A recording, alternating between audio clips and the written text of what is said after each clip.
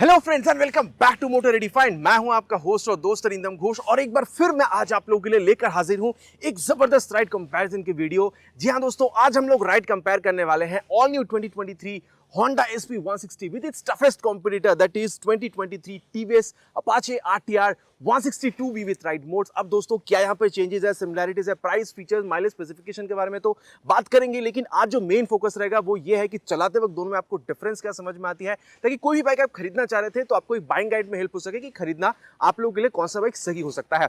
और दोस्तों आगे बढ़ने से पहले very special thanks to Rahul TVS Krishnanagar and DD auto Bethua Dohri for providing me these bikes, ताकि कंपैरिजन में आप लोगों तक पहुंचा सकूं। वेस्ट बंगाल की कृष्णनगर या बेथुआ डोहरी इलाके में अगर आप रहते हैं, कोई भी आप टीवीएस या होंडा की प्रोडक्ट खरीदना चाहते हैं, शोरूम का कांटेक्ट बिल्कुल कर सकते हैं। डिटेल्स अभी आपको आपकी स्क्रीन पर दिख गई होगी। तो चलिए दोस्तों राइड कंपैरिजन स्टार्ट करते हैं। दोस्तों राइड पे जाने से पहले मैं आप लोगों के साथ दोनों ही बाइक की जो छोटी सी वॉक अराउंड है वो शेयर करना चाहूंगा, ताकि डिफरेंसेस के बारे में बता सकूं। सामने में सबसे पहले अगर शुरू करी जाए दोस्तों, कलर में आप लोगों को बताना चाहूंगा। अपाचे में टोटल 5 कलर देखने को मिलेगी, एसपी में आप लोगों को टोटल 6 कलर देखने को मिलेगी। अब दोनों ही बाइक में क्या क्या कलर आप लोगों को मिल रही है वो आप लोगों ने स्क्रीन पर देख ली होगी। तो अपनी आपको जो अच्छी लग रही है कौन सी कलर कौन सी बाइक भी, बिल्कुल आप नीचे कमेंट पे लिख कर बताइएगा। देन दोस्तों अगर आप लोग की वगैरह देखते हैं, दोनों में नॉर्मल की वेव की किस्म भी आपको देखने में नहीं मिलेगी। फ्रंट में अगर आप देख रहे हैं तो वाइजर वगैरह दोनों ही बाइक में है, लेकिन हाँ अगर आप हेडलैम्प देख रहे हैं तो यहाँ पर डिफरेंस है। एसपी में ये आप लोगों को सिर्फ हेडलैम्प जो है एलईडी देखने को मिलता है, लेकिन डीआरएल जैसा आप लोगों को यहाँ पर जब आप इसकी लाइट मतलब स्विच ऑन कर रहे हैं तो वैसा आप लोगों को यहाँ पर चीज़ें देखने में नहीं मिल रही है। लेकिन जैसे आप यहाँ पर इग्निशन मतलब जब आप यहाँ पर की ऑन करते हैं तो यहाँ पर जो एलईडी डीआरएल है वो आप लोग को जलती हुई दिखती है, इसको ऑफ कर देते हैं। बाकी अगर आप इसकी इग्निशन को ऑन कर रहे हैं तो दोनों में आप लोग हाई बीम लो बीम पास लाइट का भी इस्तेमाल कर सकते हैं। फ्रंट पर अगर आप देख रहे हैं, चाहे आप यहाँ पर ये अपाचे देख रहे हैं, चाहे आप यहाँ पर एसपी देख रहे हैं, दोनों में आप लोग को 31mm की जो टेलीस्कोपिक फोक है वो मिलती है, और दोनों में आप लोगों को काफ़ी तगड़ी और चौड़ी से आप लोग के जो फाइबर की मडगार्ड है वो भी मिल रही है। टायर में अगर आप लोग देख रहे हैं दोस्तों, तो अपाचे में अगर आप लोग एसपी में देख रहे हैं तो 80/100 सेक्शन की tyre with 17 inches of alloy wheel, वहीं अपाचे में देख रहे हैं तो 90/90 सेक्शन की tyre with 17 inches of alloy wheel. बाकी अलॉय व्हील की जो डिज़ाइन वगैरह भी है वो मतलब काफ़ी हद तक आप लोग को सिमिलर ही देखने में मिलेगी। और वही अगर आप लोग यहाँ पर सेफ्टी देख रहे हैं तो दोनों में ही सिंगल चैनल एबीएस है। यहाँ पर अपाचे में आप लोग को 270mm की जो पेडल डिस्क है वो मिल रही है, यहाँ पर 276mm की मिल रही है। बाकी डिफरेंस क्या है चलाने में आगे हम लोग यहाँ पर बात करने वाले हैं। जब आप लोग दोस्तों यहाँ पर इंजन में देखते हैं तो बहुत ज़्यादा डिफरेंस नहीं है। अब क्या है मैं बता दूँ, यहाँ पर आप लोग को 159.7cc SOHC 2 valve air cool free engine देखने को मिलेगा। बाकी किक स्टार्ट यहाँ पर नहीं है, जो कि आपको यहाँ पर होंडा में मिलती है। बाकी पावर फिगर्स के बारे में अगर बात करी जाए, 3 मोड आप लोग को मिलता है, स्पोर्ट, अर्बन और रेन मोड। स्पोर्ट मोड में maximum performance, maximum top speed आपको देखने को मिलेगा, लेकिन वहाँ पर माइलेज थोड़ी सी घटती है। अगर आप लोग अर्बन या रेन मोड में आते हैं तो यहाँ पर परफॉर्मेंस घटेगी, टॉप स्पीड वगैरह घटेगी, लेकिन माइलेज आपको इंक्रीज देखने को मिलेगी। पावर फिगर्स के बारे में बात करते हैं दोस्तों, यहाँ पर आप लोगों को मतलब टॉप जो आप लोगों को मतलब मैक्स जो आप लोगों को यहाँ पर पावर मिलेगा वो है 16.04 PS की, और 13.85 न्यूटन तक की टॉर्क आप लोगों को यहाँ पर मैक्स मिलेगी। वहीं अगर आप लोग दोस्तों होंडा में जा रहे हैं तो यहाँ पर आप लोगों को 13.4 PS तक की मैक्स पावर और 14.58 न्यूटन तक की मैक्स टॉर्क आपको देखने को मिलेगी। तो यहाँ पर पावर ज़्यादा, यहाँ पर आपको टॉर्क ज़्यादा देखने को मिल रही है। अब दोस्तों यहाँ पर आप लोगों को GTT टेक्नोलॉजी भी देखने को मिलती है, ड्राइव थ्रू ट्रैफिक टेक्नोलॉजी, जो इंजन स्टॉलिंग और माइलेज में हेल्प करती है। बाकी ऐसे कुछ होंडा में नहीं है, इसको हम लोग आगे भी टेस्ट करके देखेंगे, क्योंकि ये टीवीएस क्लेम करती है लेकिन होंडा क्लेम नहीं करती है। तो होंडा के पास क्या एक्चुअल में ये है ऐसी कुछ टेक्नोलॉजी जो कंपनी क्लेम नहीं करती है, वो भी आगे हम लोग टेस्ट करने वाले हैं। यहाँ पर आप देख सकते हैं, आप लोगों को जो इंजन काउल मिल रही है वो आप लोगों को प्लास्टिक की या फिर फाइबर की मिल रही है, लेकिन यहाँ पर आप लोगों को ये मेटल की देखने को मिलती है। तो ये खास चीज़ है। और अगर आप लोग देख रहे हैं तो दोनों में ही आप लोग को ये जो एग्जॉस्ट यहाँ पर मफलर जो गार्ड है, दोनों में ही आप लोगों को मतलब आप देख सकते हैं क्रोम एलिमेंट का इस्तेमाल किया हुआ मिल रहा है। बाकी यहाँ पर आरटीआर की ब्रांडिंग भी है। आवाज़ भी मैं आप लोगों को सुना दूँ। सबसे पहले अपाचे से स्टार्ट करते हैं।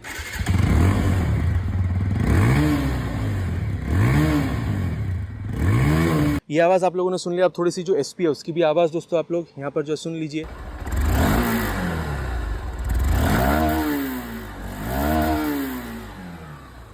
तो दोस्तों आवाज़ आप लोगों ने दोनों की सुनी है, किसकी आप लोगों को ज़्यादा बेहतरीन लग रही है बिल्कुल आप नीचे कमेंट में लिखकर बताइएगा। रेयर सेक्शन में अगर आप देख रहे हैं दोस्तों तो दोनों में ही आप लोगों को यहाँ पर ये जो एलईडी टेल लैम्प का जो पोर्शन है वो आप लोगों को देखने में मिलेगा। और यहाँ पर दोस्तों एक बार इसकी जो की है दोबारा ऑन करते हैं, यहाँ पर आप लोगों को जो हज़ार्ड लैम्प है वो भी आप लोगों को देखने में मिल रही है एसपी में, जो आप लोग को यहाँ पर देखने में नहीं मिलते हैं। बाकी यहाँ पर नॉन फ्लेक्सिबल टाइप ऑफ है, वहाँ पर सेमी फ्लेक्सिबल टाइप ऑफ जो बल्ब टर्न इंडिकेटर्स है वो आप लोग को मिलता है।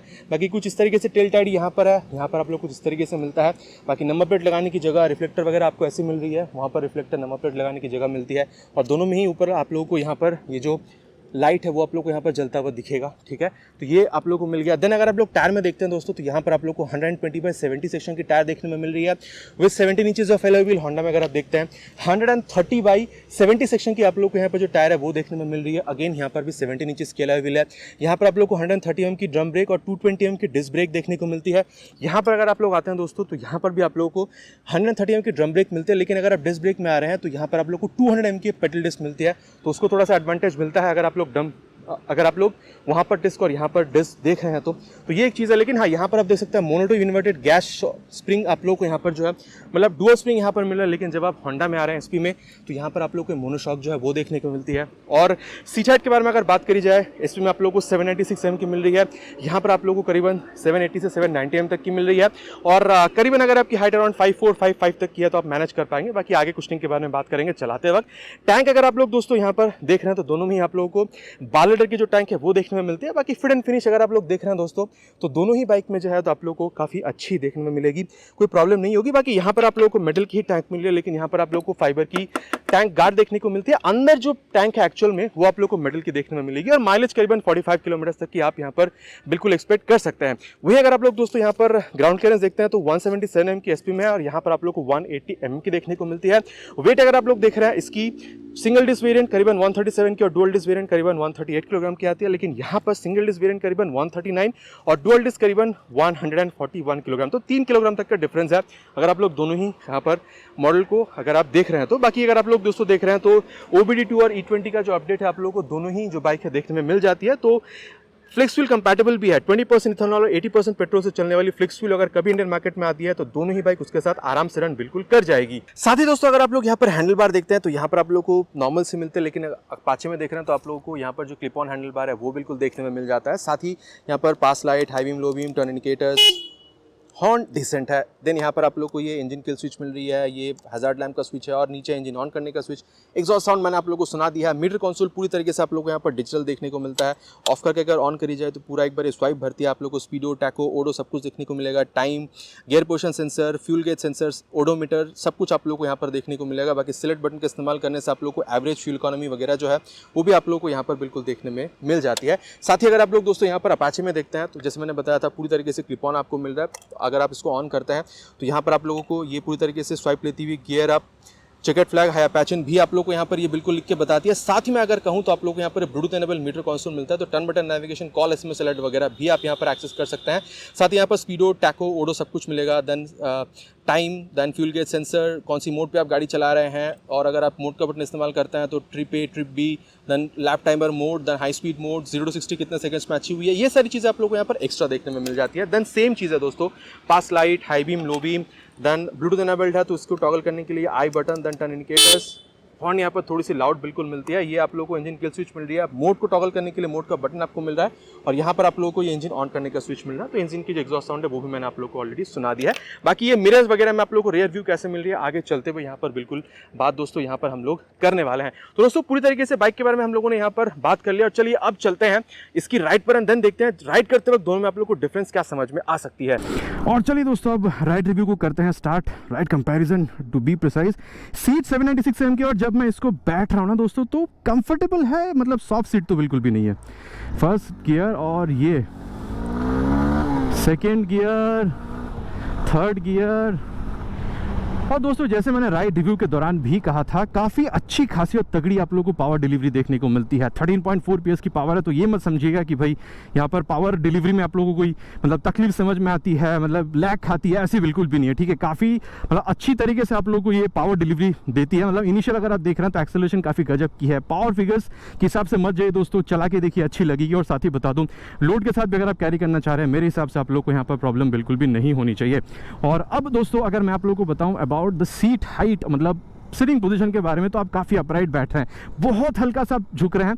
और अगर आप फुट पेग्स भी देखते हैं तो काफ़ी सामने की तरफ है, लेकिन थोड़ी सी पीछे यहाँ पर सेट की गई है, हल्का सा रियर फिटेड है, ताकि वो स्पोर्टी फील भी आपको मिल सके और कंफर्टेबल राइडिंग पोजीशन जो है वो भी आप यहाँ पर पा सके। और साथ ही मैं कहना चाहूँगा, चाहे आप पिलन है चाहे आप राइडर है, आप दोनों के लिए काफ़ी ज़्यादा स्पेस भी दी गई है। तो स्पेस के हिसाब से आपको यहाँ पर बिल्कुल भी प्रॉब्लम नहीं होनी चाहिए, आप चाहे राइडर के हिसाब से राइड कर रहे हैं या फिर पिलन के हिसाब से राइड कर रहे हैं। और एक बार जो है हम लोग यहाँ पे बाइक को लेते हैं मोड़, और ये टर्निंग रेडियस आप लोगों ने देखा है दोस्तों, मतलब ऐसा नहीं है कि मतलब आपको मोड़ने में तकलीफ हो रही है। और टू बी प्रिसाइज दोस्तों, ये जो बाइक है ना, आप लोग स्पेशली मतलब लॉन्ग राइड्स, मेरे हिसाब से अगर आप देख रहे हैं तो लॉन्ग राइड्स के लिए अगर प्रेफर करना चाहें तो बेहतर है, लेकिन मतलब डे टू डे राइड के लिए आप इसको ज़्यादा प्रेफर करेंगे, मतलब सिटी राइड्स के लिए। तो उस हिसाब से short turning radius then quick acceleration वो हेल्प करती है, ठीक है, ताकि आपको मतलब वो ईज फील हो सके। क्विक एक्सेलरेशन में तो बहुत हेल्प होती है कि आपको ट्रैफिक काट के निकलना है, तो वो सारी चीज़ें आप लोग यहाँ पर बिल्कुल कर सकते हैं। और वहीं अगर मैं आप लोग को यहाँ पर ये मतलब क्लच के बारे में बताऊँ दोस्तों, तो इस मतलब लाइटर साइड पर ही है मैं कह सकता हूँ। और साथ ही अगर आप लोग गियर अगर आप लोग देख रहे हैं दोस्तों, तो हाँ आपको हल्का सा एफर्ट यहाँ पर मतलब देना होता है आपको गियर शिफ्टिंग के लिए, लेकिन ऐसा नहीं कि गियर अटकती है, गियर काफ़ी स्मूथनेस के साथ ये शिफ्ट भी कर देती है, ठीक है। तो ये तो गियर और यहाँ पर क्लच के बारे में हो गया दोस्तों। अब इसकी जो एक्सेलरेशन टेस्ट है, फिर कह सकते हैं परफॉर्मेंस टेस्ट है, वो कर लेते हैं, देन इसकी परफॉर्मेंस के बारे में आगे बात करते हैं। और चलिए दोस्तों एक्सेलरेशन टेस्ट को करते हैं स्टार्ट 3 हॉर्न के साथ।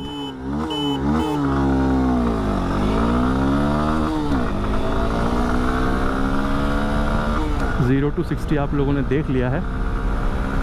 It's time for 0 to 100 now, let's see. और ये दोस्तों 100 भी इसने टच कर लिया है। अब मैं कहना चाहूँगा दोस्तों 80 मतलब 85 से 90 के बाद जब आप जा रहे हैं ना, हल्का सा जो वो जो वाइब्रेशन है वो आप लोगों को थोड़ा बहुत समझ में आ रहा है, मतलब कहाँ फुटपेक पे हल्का सा, ठीक है।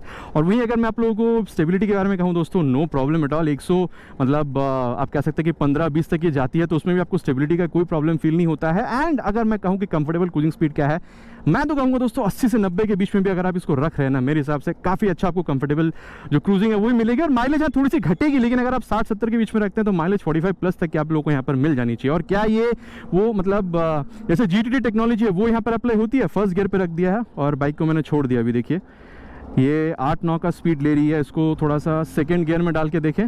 सेकेंड गियर पर डाल दिया है मैंने, क्या ये ऐसा कुछ कर रही है? हाँ देखिए 15, 16, 17 ऐसे जो स्पीड है वो ले रही है, ठीक है। ऐसा नहीं है कि मतलब इंजन स्टॉलिंग का आपको प्रॉब्लम यहाँ पर फील करा रही है। एक बार थर्ड गियर में ले चलते हैं, थर्ड गियर में ले चल के इसको दोबारा छोड़ देते हैं। क्या कोई प्रॉब्लम फील हो रही है आपको?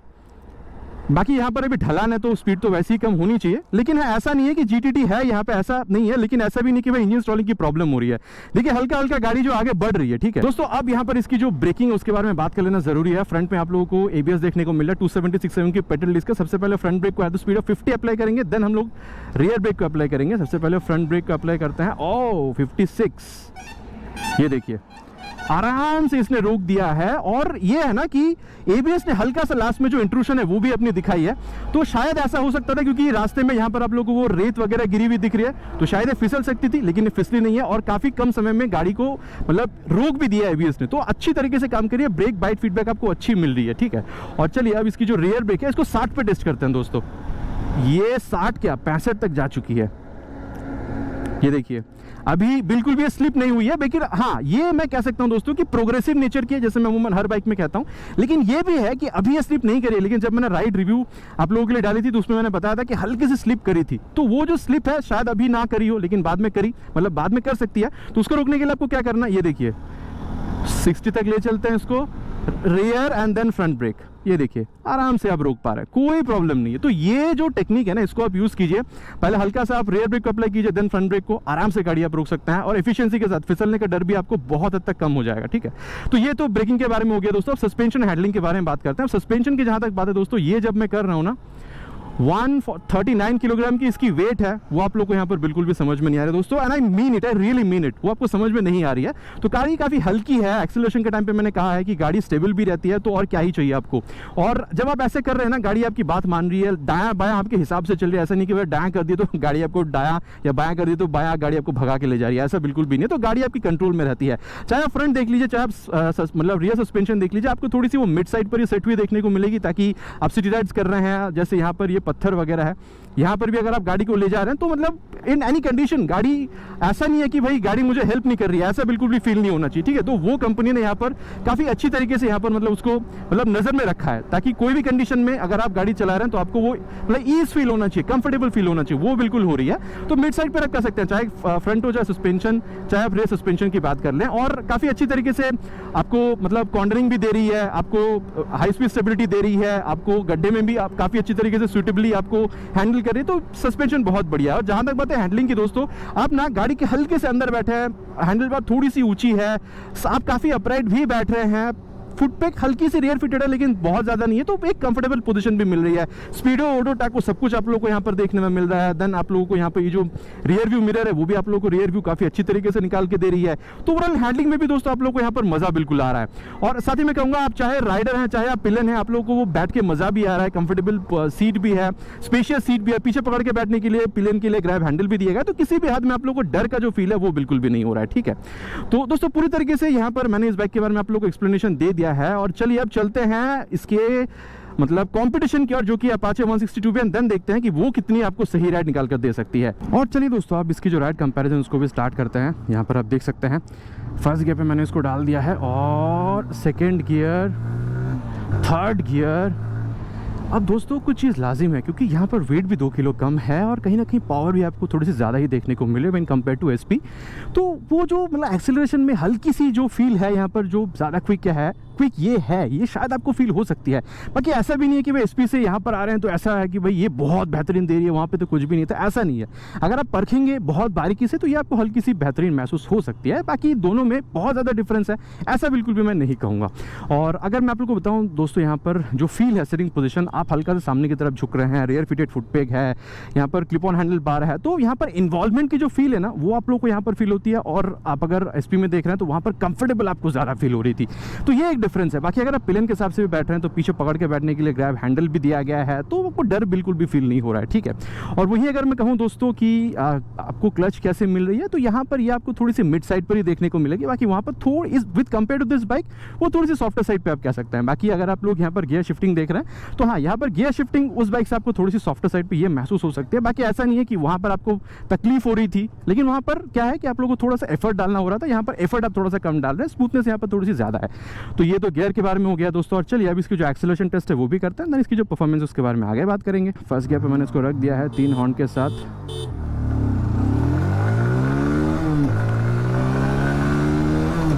जीरो टू 60 आप लोगों ने देख लिया है, now it's time for 0 to 100।